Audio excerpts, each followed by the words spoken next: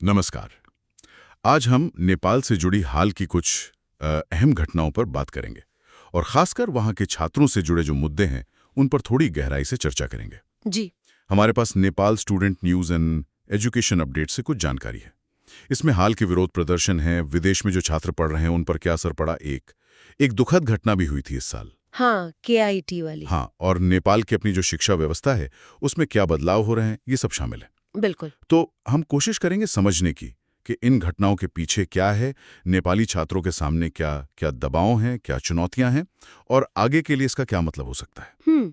एक तरह से मतलब इन स्रोतों से हम नेपाल के युवाओं की नब्ज पकड़ने की कोशिश करेंगे। जी बिल्कुल, ये जरूरी भी है। तो शुरुआत करते हैं उन बड़े विरोध प्रदर्शनों से जिन्होंने हाल ही में नेपाल में काफी हलचल मचाई। ये अचानक इतने बड़े कैसे हो गए? हाँ। 8 सितंबर 2025 को हमने देखा कि नेपाल में हजारों युवा और खासकर जिंजी पीढ़ी के लोग सड़कों पर उतर आए। मुद्दे क्या थे? सरकारी भ्रष्टाचार और सोशल मीडिया पर अचानक लगे कड़े प्रतिबंध। जी, और ये सिर्फ काठमांडू में नहीं बल्कि देश के कई हिस्सों में फैल गया। मतलब इसकी तीव्रता थोड़ी हैरान करने वाली थी। बिल्कुल, ये कोई आम विरोध प्रदर्शन नहीं था। जैसा आपने कहा, दो मुख्य बातें थीं। एक तो वो गुस्सा जो सरकार के कामकाज, खासकर भ्रष्टाचार को लेकर काफी समय से था, और दूसरा और शायद ज्यादा तात्कालिक कारण वो था सोशल मीडिया पर ban. Facebook, WhatsApp, Instagram, YouTube, ये सब बंद कर दिए गए थे। हाँ। और आज की पीढ़ी के लिए आप जानते हैं, ये सिर्फ टाइम पास नहीं है, ये जानकारी, बातचीत, अपनी आवाज उठाने का जरिया है। तो इस पर रोक लगना वो चिंगारी जैसा था। और जिस तरह से प्रशासन ने इस पर प्रतिक्रिया दी वो भी चिंताजनक रही। खबरें तो ये भी हैं कि सुरक्षा बलों के साथ झड़पों में जाने भी गई। हाँ, ये सबसे दुखद पहलू है इस स्थिति का।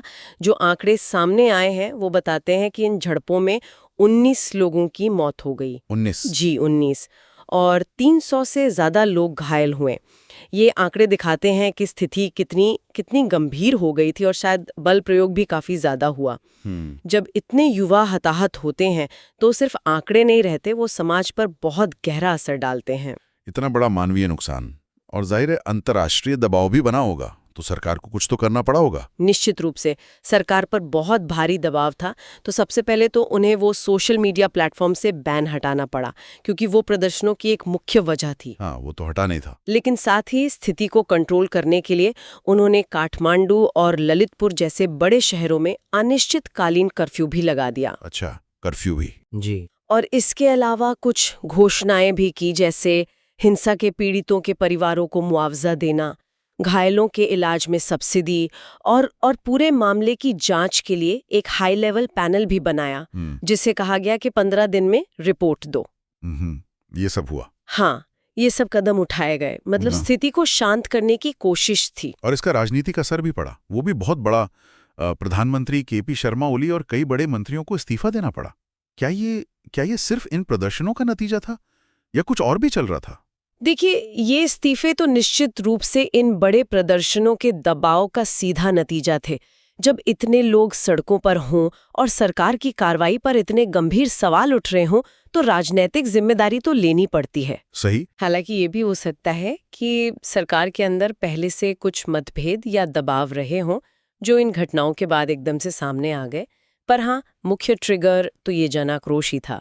ये दिखाता है कि नेपाल की राजनीति में जनता की आवाज, खासकर युवाओं की, उसे आप नजरअंदाज नहीं कर सकते। दिलचस्प बात यह है कि इन सब कदमों और राजनीतिक बदलावों के बाद भी खबरें बता रही हैं कि आंदोलन पूरी तरह थमा नहीं है। इसका क्या मतलब समझे? यही सबसे अहम बात है।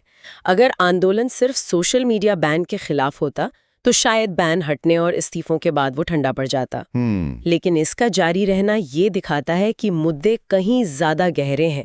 ये शायद भ्रष्टाचार, बेरोजगारी, अवसरों की कमी, पूरी व्यवस्था से जुड़े सवालों की तरफ इशारा करता है। मतलब असंतोष का लेवल काफी गहरा है। हाँ, जेनजी पीढ़ी शायद सिर्फ तात्कालिक राहत नहीं बल्कि ज्यादा बुनियादी बदलाव चाहती है।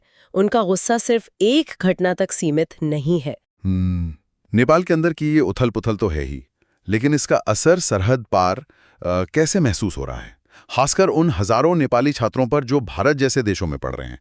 दिल्ली यूनिवर्सिटी वगैरह में तो काफी छात्र हैं। हाँ, उन पर तो सीधा असर पड़ रहा है। सबसे पहली बात तो जाहिर है चिंता और अनिश्चितता। जब आपके घर पर ऐसी स्थिति हो, कर्फ्यू लगा हो, हिंसा की खबरें आ रही हो, तो छात्र अपने परिवार दोस्तों को लेकर बहुत परेशान होंगे। बिल्कुल। कई छात्र जो शायद छुट्टियों में या किसी काम से नेपाल जाने का सोच रहे थे, उन्होंने अपनी प्लानिंग टाल दी है। उन्हें डर है कि कहीं वहां जाकर फंस ना जाए या सफर करना सुरक्षित ना हो। तो ये जो मानसिक तनाव है, ये उनकी पढ़ाई और रोज की जिंदगी पर असर डाल रहा है। और ये सिर्फ छात्रों की चिंता तक ही सीमित नहीं है, शायद जमीनी स्तर पर भी असर दिख रहा होगा, जैसे सीमा पर। आपने वो सोनाली सीमा का एक उदाहरण दिया था पहले। बिल्कुल, वो सोनौली बॉर्डर वाली घटना, जहां एक दूल्हे को अपनी पूरी बारात के साथ पैदल सीमा पार करनी पड़ी। पैदल? हाँ, पैदल, क्योंकि सड़कें बंद थीं, गाड़ियां नहीं चल रही थीं। ये दिखाता है कि जमीनी हकीकत कितनी बदल जाती है ऐसे हालात में। ये सिर्फ एक छोटी सी झलक है उस बड़ी अव्यवस्था की जो ऐसे आंदोलनों से पैदा होती है। व्यापार, ट्रांसपोर्ट, लोगों का आना जाना, सब पर असर पड़ता है। ये सिर्फ राजनीतिक घटना नहीं रहती, ये आम लोगों की जिंदगी मुश्किल बना देती है और सीमा पार रिश्तों पर भी असर डालती है। छात्रों और उनकी सुरक्षा की बात हो रही है, तो हमें इस साल की शुरुआत में हुई एक और बहुत दुखद और चिंताजनक घटना पर भी बात करनी चाहिए। फरवरी 2025 में ओडिशा के KIIT विश्वविद्यालय में जो हुआ था। हाँ, वो प्रकृति लमसाल वाला मामला। हाँ, Kalinga institute of industrial technology KIIT में पढ़ने वाली एक 20 साल की नेपाली छात्रा प्रकृति लमसाल की मौत। ये घटना बहुत दुखद थी और इसने कई गंभीर सवाल खड़े किए थे। बताया गया कि इसे कथित उत्पीड़न और लापरवाही के बाद आत्महत्या का मामला माना जा रहा है। उसके बाद क्या हुआ वहां? प्रकृति की मौत की खबर जैसे ही फैली, KIT कैंपस में जबरदस्त गुस्सा भड़क उठा। नेपाली छात्रों ने विरोध प्रदर्शन शुरू कर दिए। वो न्याय मांग रहे थे और संस्थान पर लापरवाही का आरोप लगा रहे थे। लेकिन स्थिति तब और बिगड़ गई जब यूनिवर्सिटी प्रशासन ने शायद स्थिति संभालने की कोशिश में या पता नहीं किस वजह से एक बहुत ही विवादास्पद कदम उठाया। उन्होंने सारे नेपाली छात्रों को तुरंत कैंपस खाली करने का आदेश दे दिया। क्या सारे नेपाली छात्रों को? ये तो बहुत अजीब और कठोर प्रतिक्रिया लगती है। ऐसा क्यों किया होगा उन्होंने? ये वाकई एक चौंकाने वाला और कह सकते हैं असंवेदनशील कदम था। इसके पीछे क्या मंशा थी, इस पर बहुत सवाल उठे। क्या वो विरोध को दबाना चाहते थे या प्रशासन को लग रहा था कि वो स्थिति संभाल नहीं पाएंगे? कारण जो भी हो, इससे छात्रों में डर और असुरक्षा और बढ़ गई। उन्हें लगा कि वो पीड़ित है और उन्हें ही सजा दी जा रही है। इस कदम की बहुत आलोचना हुई। फिर क्या हुआ? क्या छात्रों को कैंपस छोड़ना पड़ा? छात्रों ने विरोध जारी रखा और ये बहुत जरूरी है। नेपाल सरकार ने भी इसमें दखल दिया। राजनयिक स्तर पर बात हुई। नेपाल दूतावास ने सक्रिय भूमिका निभाई। अच्छा। तो आखिरकार इस बढ़ते दबाव के चलते यूनिवर्सिटी को अपना आदेश वापस लेना पड़ा। छात्रों को कैंपस लौटने की इजाजत मिल गई, लेकिन इस पूरे एपिसोड ने छात्रों को मानसिक रूप से बहुत परेशान कर दिया था। इस मामले में कुछ गिरफ्तारियां भी हुई थी, शायद सुरक्षा गार्ड और यूनिवर्सिटी के अधिकारी शामिल थे। क्या उससे छात्रों को कुछ तसल्ली मिली? हाँ, गिरफ्तारियां हुई। कुछ सुरक्षा गार्ड और यूनिवर्सिटी के कुछ अधिकारी थे जिन पर लापरवाही या उत्पीड़न में भूमिका के आरोप थे। कानूनी प्रक्रिया शुरू हुई, लेकिन क्या इससे छात्रों को पूरी तरह तसल्ली मिली, ये कहना मुश्किल है। जब छात्र वापस लौटे तो माहौल काफी तनावपूर्ण था। उन्हें एक तरह से निगरानी वाले माहौल में रखा गया था। वो जो विश्वास था वो टूट चुका था। कई छात्रों ने बाद में बताया कि कैसे उन्हें हॉस्टल से जबरन निकाला गया। कुछ के साथ तो धक्का मुक्की, शारीरिक हमले की भी बातें सामने आईं। ये अनुभव तो बहुत ही भयावह लगते हैं और घर वापसी की यात्रा भी उनके लिए आसान नहीं रही होगी। बिल्कुल नहीं। कई छात्रों ने बताया कि उन्हें अचानक कैंपस छोड़ने को कहा गया। उनके पास न तो पैसे थे न कोई तैयारी। उन्हें जैसे तैसे बसों, ट्रेनों, ऑटो रिक्शा से लंबी, थका देने वाली यात्रा करके नेपाल बॉर्डर तक पहुंचना पड़ा। ये पूरी प्रक्रिया उनके लिए सिर्फ शारीरिक रूप से ही नहीं बल्कि मानसिक रूप से भी बहुत दर्दनाक थी। ये घटना दिखाती है कि विदेश में पढ़ रहे नेपाली छात्र और शायद दूसरे अंतर्राष्ट्रीय छात्र भी कितने असुरक्षित हो सकते हैं, कैसे वो अचानक किसी संकट में फंस सकते हैं और कैसे संस्थानों की प्रतिक्रियाएं उनकी तकलीफें बढ़ा सकती हैं। ये सिर्फ KIT की बात नहीं, ये एक बड़ा सवाल है अंतर्राष्ट्रीय छात्र कल्याण का। वाकई ये घटनाएं विदेश में छात्रों की स्थिति पर गंभीर रोशनी डालती हैं। अब जरा वापस नेपाल के अंदर चलते हैं और वहां की शिक्षा प्रणाली को देखते हैं। क्या वहां सब ठीक चल रहा है?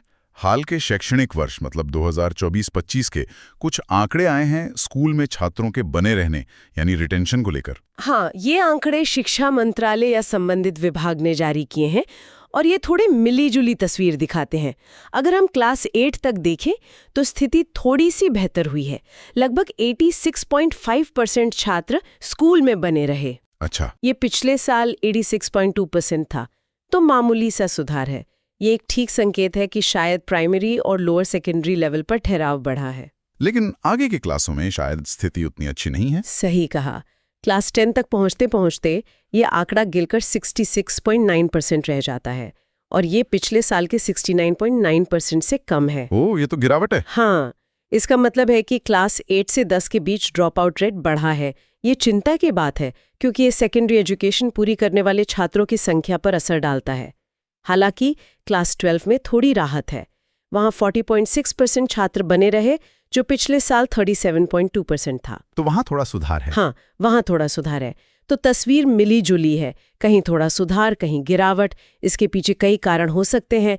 आर्थिक दबाव, शिक्षा की गुणवत्ता, स्कूल तक पहुंच, सामाजिक कारण, कई चीजें होती हैं। इन आंकड़ों के अलावा पॉलिसी लेवल पर भी कुछ बड़े बदलाव हुए हैं। खासकर टेक्निकल एजुकेशन में CTVT ने एंट्रेंस एग्जाम खत्म कर दिया है। हाँ, ये एक बड़ा पॉलिसी चेंज है। तकनीकी शिक्षा और व्यावसायिक प्रशिक्षण परिषद यानी CTEVT, जो नेपाल में पॉलिटेक्निक और दूसरे टेक्निकल कोर्स चलाती है, जी, उन्होंने घोषणा की है कि अब उनके डिप्लोमा और सर्टिफिकेट लेवल के कोर्सेज में एडमिशन के लिए अलग से कोई एंट्रेंस एग्जाम नहीं होगा। अच्छा, तो फिर एडमिशन कैसे होगा? एडमिशन अब होगा छात्रों की SEE यानी सेकेंडरी एजुकेशन एग्जामिनेशन, जो क्लास 10 की बोर्ड परीक्षा होती है, उसमें मिले GPA यानी ग्रेड पॉइंट एवरेज के आधार पर। सिर्फ GPA के आधार पर? इसके पीछे सरकार या CTEVT का क्या तर्क हो सकता है? क्या वो प्रोसेस को आसान बनाना चाहते हैं? हाँ, संभवतः एक तर्क तो यही है कि प्रक्रिया को सरल बनाया जाए, स्ट्रीमलाइन किया जाए।